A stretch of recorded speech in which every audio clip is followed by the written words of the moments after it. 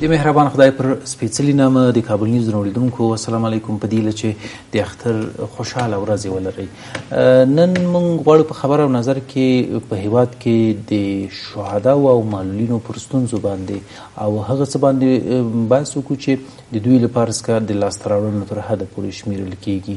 که څه هم د اعمارونو او د شمیرو له مخې ورځ تر بلې د معلولینو شمیر مخ په زیاتېدو ده. پر علتونو باندې به بحث وکړو او پر دې به هم بحث وکړو چې په افغانستان کې موږ څو ډوله معلولین لرو چې په ښکاره هغه دوه ډوله دي. یو د جنگي جګړهیز معلولین چې د جګړې قرباني او خپل د بدن غړي یې له لاسه ورکړي، او یو هغه پیدایښتي معلولین دي چې دنیا ته راتګ سره دا ستونزه لري په ټوله کې. او د دوی د امتیازونو په اړه د دوی د کار موندنې او یا هم هغو مسایلو چې دوی سره اړوندېږي پر هغو ټولو مسایلو به بحث ولرو. له ما سره نن په بحث کې میلمه ده د شهداو او معلولینو په چارو کې د دولت د وزارت مرستیال ښاغلی دلاقه قاضزاده صاحب. په دې چې تاسو مې هم ملتیا وکړئ. جناب قاضزاده صاحب خوش آمدید. سلامت باشین. بسم الله الرحمن الرحیم. با عرض سلام ادب خدمت شما همکاران تکنیکی شما.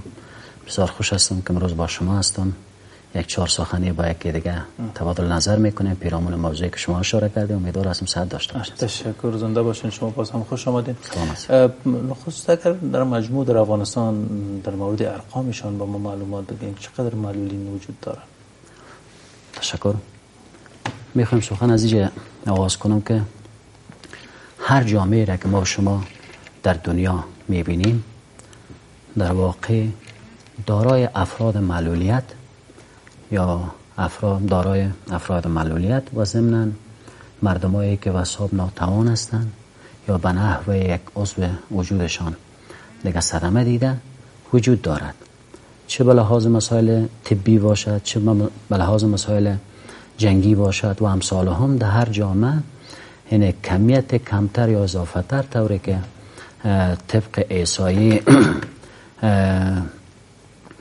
بانک جهانی و کمیته صحی جهانی که 15% جمعیت یا آمار بساب جهان افراد دارای معلولیت تشکیل میده، در واقع 7.2% جامعه ما را که افغانستان عزیز است دیگه دارای افراد معلولیت که بدون شک کل ما و شما باورمند به این هستیم که 4 دهه جنگ دیگه انتحار، انفجار، جنگا بساب دیگه امثال هم شرایط کمیت افراد دارای معلولیت در افغانستان بالا برده است که در واقع بر اساس آمار و احصایه‌ای که در سال 1397 که بعد از این با ازدیادی که داشتیم بور بعدن اشاره میکنیم 310,459 تن افراد دارای معلولیت و ورثه شهدا داریم که در مجموع هم شهدا در مجموع 310,459 یا 457 نفر هم شامل افراد دارای معلولیت است هم به ورثه شهدا هستند که در واقع وزارت دولت در امور شهدا و معلولین به یا رسیدگی میکند، رسیدگی به موقع میکند. خب باشین جناب میونسب، امی افرادی هستن که امروز شما ثبت هستن، شاید تعدادشان بیشتر باشن و اینا تعداد به می اندازه است.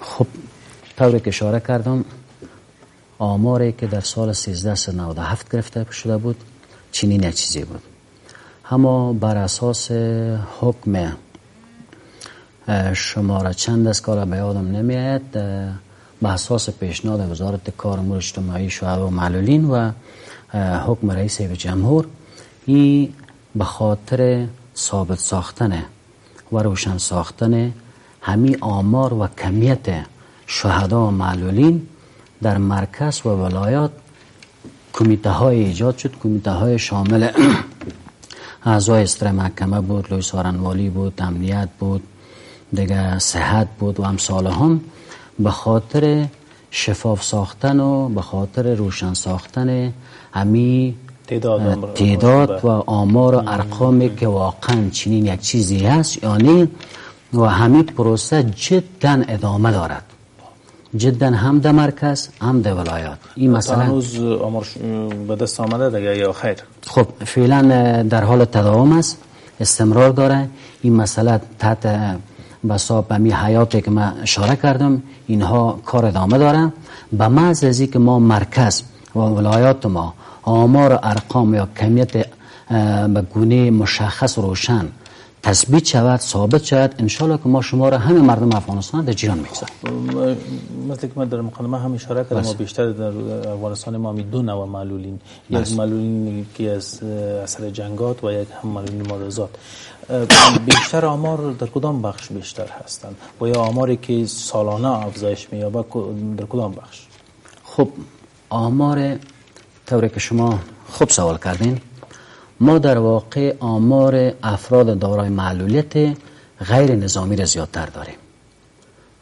بدون شک کل ما شما گواهی مسئله هستیم که در هر نقطه از افغانستان عزیز، چه مرکز چه اطراف اکناف افغانستان، حملات انتحاری وجود دارد، انفجارات وجود دارد، جنگ‌ها وجود دارد. یعنی در اثر چنین رویدادها و رخدادها در واقع اکثر مردم که مجروح میشن، زخم میبردارن، بالاخره به افراد معلولیت یا تبدیل میشن، مردم ملکی هستند، غیر نظامی.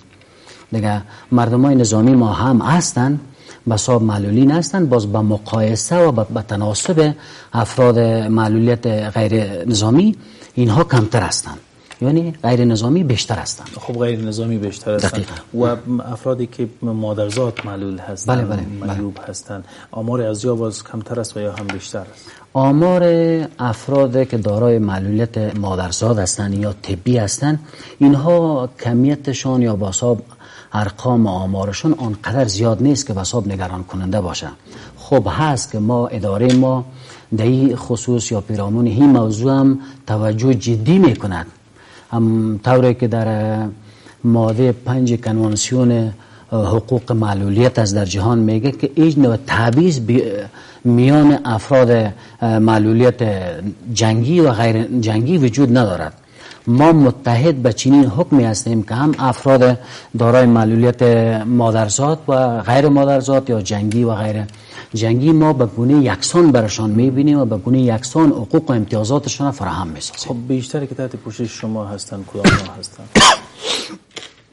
طوری که بیشتر اشاره کردم افراد دارای معلولیت که غیر نظامی هستند، اینها کمیتشون دو کاتگوری، افرادی که مادرزاد معلول هستند مادرزاد و هم افرادی که در جنگ معیوب و معلول شده، بیشترشون تحت پوشش شما و اداره وزارت در امور وزارت دولت در امور شهدا و معلولین بیشتری که مورد پوشش هستند کدام ها هستند؟ بیشتر افراد دارای معلولیت نظامی و غیر نظامی مادرزاد کمتر هستند. خب به مراتب کمتر هستند. یعنی پس نشان داده میتونیم که از این طرف ارقام بیشتر از سالانه که اضافه میشه از این. خب و ما به روزانه به طور روزافزون به ده ها تن را بساب هم در افراد دارای معلولیت هم ورثه شهدا در جمع ما میپیوندد. یعنی وضعیت آنقدر نگران کننده است که خب خدایی وضعیت میبرد، بالاخره قوت‌های امنیتی غالب میشوند، بالاخره وضعیت امنیتی را زیر کنترل میارن. دیگه به نحوی نگران کننده است که مردم ما این روزافزون ده تا دمی صف و دمی قطار افزودن میشن و بساب در این صف اضافه میشن. بیش از 3 لک که شما گفتین که این تمامیشان تحت پوشش شما هستند؟ تمامیشان تحت پوشش. خب امتیازاتی که به دست میاره چی هست؟ ما اینطور از جناب جبران صاحب که ما دو نوع معلولیت داریم. خب معلولیت ما دو کاتگوری است. کاتگوری اولش او کاتگوری است معلولینی که بساب مبتنی بر دید و ارزیابی همو کمیسیونی که ما در مرکز داریم و در ولایات داریم. این کمیسیون ارزیابی میکنن این تواناییشونه، یعنی بساب توانایی جسمانیشونه و قسمت وجودشان که بساب زخم برداشته یا بساب معلول شده، این ارزیابی میکنن به لحاظ طبی. اگر درجه معلولیتشان بالای 60% بود، اینها به نام معلولین کلیات میشن. و او اده از معلولینی که درجه معلولیتشان یا کاهش تواناییشان زیر 60 است، اونها را ما معلولیت قسمی نام میدیم. باز اینجا بر اساس یا بر وفق حکم قانون حقوق و امتیازات شهدا و معلولین، ما برای معلولینی که دارای بالاتر از 60% هستن، معلولین کلی یاد میشن، ما بر از اینها سالانه 60,000 افغانی میتیم. سالانه 60,000 افغانی تقریبا ماهوار 5,000 افغانی. بله. خب اونهایی که زیر 60% هستن، معلولین قسمی به حساب تلقی میشن، اونها را ما مناسفیش میدیم 30,000. خب با شهدای ما هستن که شهدا هم کاتگوری خود داره. خب دمی هر دو کاتگوری، چی معلولین مادرزاد باشن و چی معلولین جنگی باشن، هر دویشان به یک منوال. معلولین مادرزاد ما برای فعلا چی نداریم. خب امتیاز نداریم، امتیاز نقدی، لیکن ما بر اونها در طی یک سال مؤسساتی که است، دونرهایی که است، بساب مؤسسات دونر هستند از جامعه اروپا هستند، مثلا کمک است، USAID است، HI است دیگه و همساله هم که من همیشه حال نامه‌شون به یادم بیه، ما از اینها کمک‌های دریافت میکنیم که کمک‌های غیر نقدی است، واسه این کمک‌ها را در اختیارشون قرار میدیم. شما یک از رسانه‌های خوبی هستین که همه گزارشات و معلومات چی دارین دیگه در اختیار دارین. اگر شما یعنی مطمئنن که در جریان باشین، ما طی 30 روز ماه رمضان، ماه مبارک و رحمت، ما یکی از دفاتر زیر نام کمک که به حساب در چارچوب USAID فعالیت داره، کار داره، در تمام ولایات افغانستان منفی مرکز 33 ولایت افغانستان اکثر معلولین عزیز ما را فامیلایشون کمک و مساعدت کردین که در کنارش و این تعداد معلولین مادرزاد هم ما به قسمت مستفید شدن از این مشمول ساخته میشه. تشکر.